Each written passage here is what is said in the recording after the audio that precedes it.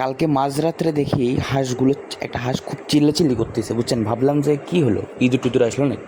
ভাবছিলাম ইঁদুর হয়তো বা আসছে, ভয়ে চিল্লাচ্ছে, কিন্তু ঘটনা হলো দেখেন পা ফুলে গেছে। এখন ঘটনা হচ্ছে, মূল যে কারণটা সেটা হচ্ছে, আমার যে হাঁসগুলো ছিল ওই হাঁসগুলোর মধ্যে একটা হাঁসের পা মনে হয় সম্ভবত ভেঙে গেছে, বুঝছেন। ভেঙে গেছে, কিন্তু বুঝতেছি না আমি কী করবো। কারণ তবে ওর শরীরে জোর নাই, কিন্তু মনে খুব জোর আছে। মানে পা ভেঙে গেছে কিন্তু শরীরে জোর নাই ওর, কিন্তু মনে খুব জোর। ওই অবস্থাতেই মনে করেন যে খুব উল্লাস মেতে আছে, মানে আর ভিতরে কোনো দুঃখ যন্ত্রণা নেই, যে পা ভেঙে গেছে সেটা বলছে। তো এখন কী করা যায়, আমাকে একটু কমেন্টে আপনারা বলবেন যে পা ভেঙে গেছে। আমি কালকে হচ্ছে হলুদ দিয়েছিলাম, তারপরে আপনার ভায়োডিন বলে, লিকুইড ভায়োডিন দিয়েছিলাম, পায়ের মধ্যে দিয়ে রাখছিলাম, কিন্তু একটা পা উপরে তুলেও হাঁটে, কিন্তু হাঁটার খুব স্পিড, ভালো হাঁটে, মানে সুস্থ আছে আর কি, কিন্তু পাটা খালি কাম ফেলে গেছে।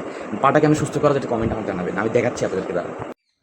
সম্ভবত ইঁদুর কামড়াইছে, দেখেন যে বসে আছে না ওই বাচ্চাটা, দেখেন পা ফুলে অবস্থা খারাপ, না হলে ব্যথা পাইছে। নিজের কাছে খারাপ লাগে দেখে, বুঝছেন। আসসালামু আলাইকুম, আশা করি সকলেই ভালো আছেন। ঘটনা হচ্ছে, একটু আগে আম্মু রান্না বাসায় গেল, বুঝছেন।